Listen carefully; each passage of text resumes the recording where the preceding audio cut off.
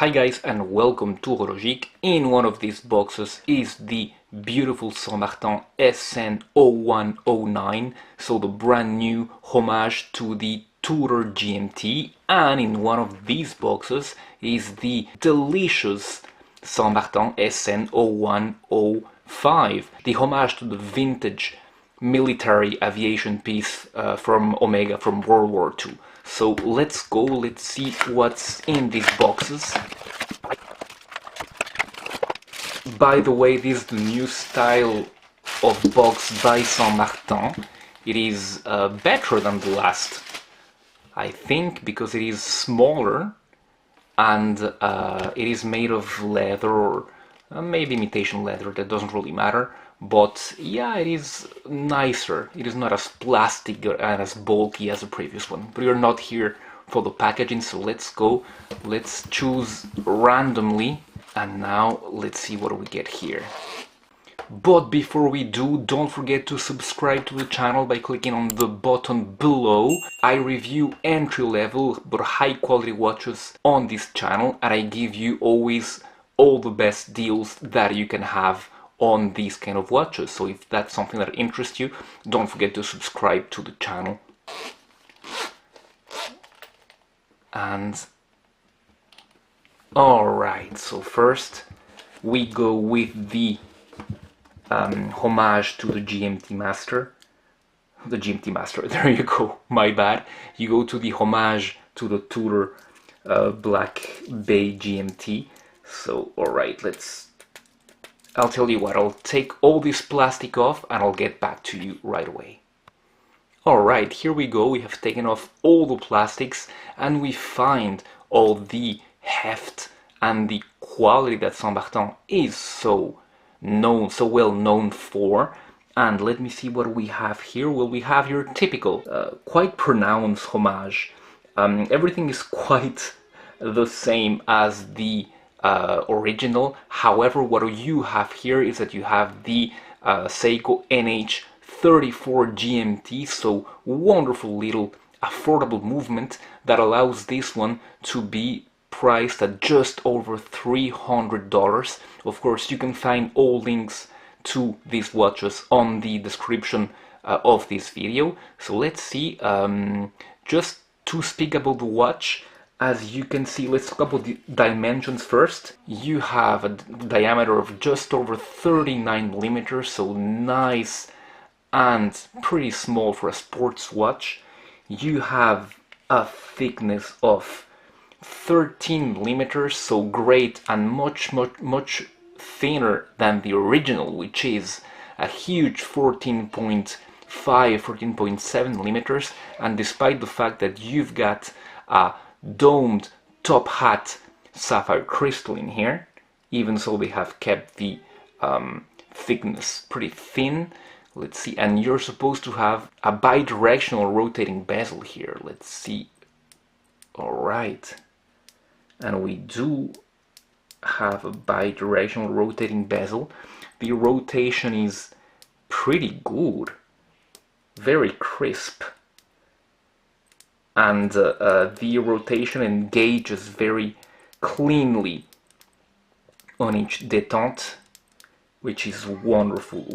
Saint Martin are always very good at this, and there's no apparent quality, at least alignment issues in this timepiece. Wonderful. Let's see how the movement performs. Alright. Alright, so I turn it counterclockwise, that changes the date at 3, and clockwise that will change the GMT hand hour by hour. This is what you would call a color GMT, so it allows you to move the hour hand hour by hour if you turn the crown clockwise. Wonderful. If we look at the watch by itself, you have the aluminium bezel insert, of course, 24-hour, a very dark blue from 18 to 6 at the top of the bezel, and it's a pretty normal, I would say, red at the bottom. The dial is matte, a matte black, with the Saint Martin logo applied, apparently. Yes, it is applied on the top, and GMT in red, as you can see at the bottom, and just automatic 100 meter, 330 feet, which means that you can swim with it no problem. You've got the same kind of indices as the original, and the hands as well, those very characteristic snowflake hands. Let's go to the case itself. Well, you've got the same case that you have on the original, with that brushing on top of logs, beautifully done here. Saint Martin are known for their beautiful quality of finish, and that beautiful polished bevel that runs all through the sides of the logs. Beautifully done, very, very nice. And as this is much, much thinner than the original, you have much of that slab-sided impression of this watch. Very, very well done. You just have a sterile back, and the crown is signed with the Saint Martin hexagon as well, which is good because they have now gotten the same branding all over on the crown as well, which makes me go to the bracelet. So the bracelet is a 20mm where it meets the case, and it tapers down to 16mm, so very elegant, a very elegant taper, as you can see. And the clasp itself is solid on top, beautifully polished, as you can see, and it has 4 levels of micro adjustments, so it'll be plenty enough. When you open the clasp, you can see it is all solid elements. Everything, the links and the end links are solid as well, and you've got a sterile case back. Now it is time to go to the second watch. Alright, I'm pretty nervous. I've wanted to test this watch for a long time, so let's see how it is. Alright, let's do it. Looks wonderful, even with the plastics on. It's pretty light. Let's do something, let's do the same, and let's remove the plastic. I can maybe do it directly on camera if I'm feeling a bit handy.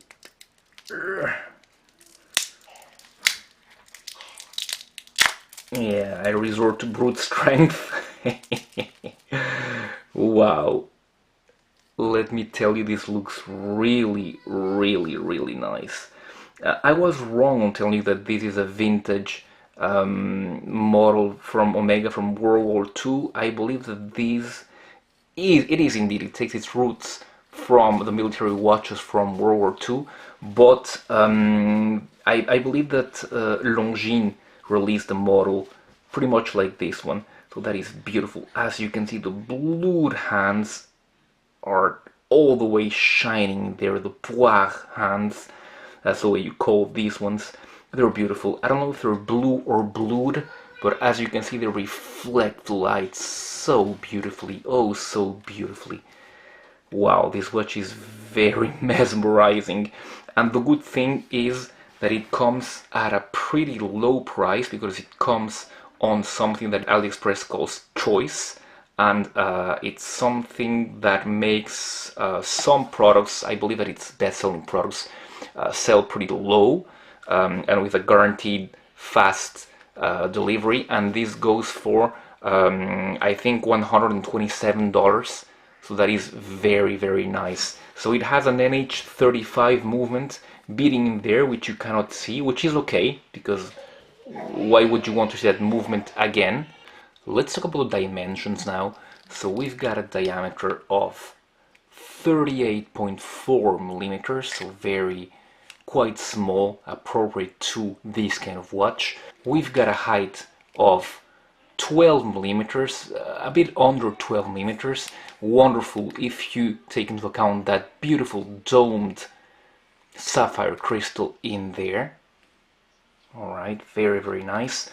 You've got a log-to-log of 47, almost 47mm, so pretty big for this kind of watch. As you can see, it goes pretty far on the log-to-log, and you've got a log width of 20mm, which is great because you can put all your choice of straps with this watch. I am sure that it will take a lot of straps. It will be a strap monster. Wow, what a beauty. Let's go to the face of this watch. I believe its strongest feature, actually. You've got a vintage cream face, very well done, with those spots all over, which is supposed to present a classic patina from the original vintage watches from the 40s. I believe it is very well done, very non-uniform, so it is well done. You've got Arabic numbers at every hour, color matched with the rest of the dial, and of the same color of the rail track. That is very well done. And you've got a very discreet Saint Martin branding on top of the dial. So a very simple and pure dial, which is very nice, and it goes well with this kind of watch. Let's go quickly to the case of the watch. The brushing on top of the lugs is circular, and on the sides of the watch it is horizontal. Very well made. There is no transition, there is no bevel in here. It goes all the way from the top to the sides, which is okay because this watch is supposed to be a military watch. So there we go. It is very nice and elegant. I haven't mentioned the hands. The hands are very nice. They're poire hands, you call these, because the top of the hour hand resembles a pear, poire in French.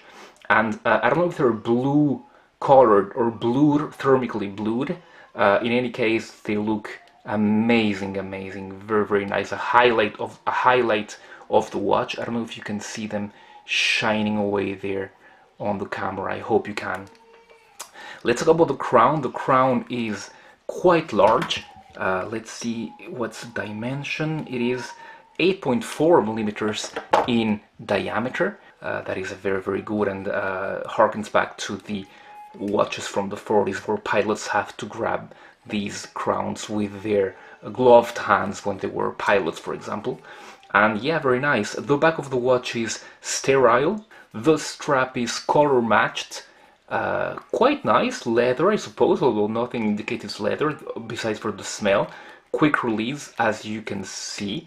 The buckle, you've got a Saint Martin, a vintage Saint Martin lettering in there, which matches with the Saint Martin, just classic Saint Martin lettering on the dial. I am glad they did this instead of going with their hexagon in there. They went with the hexagon on the crown, but that is okay. It's not too visible, and at least it is signed.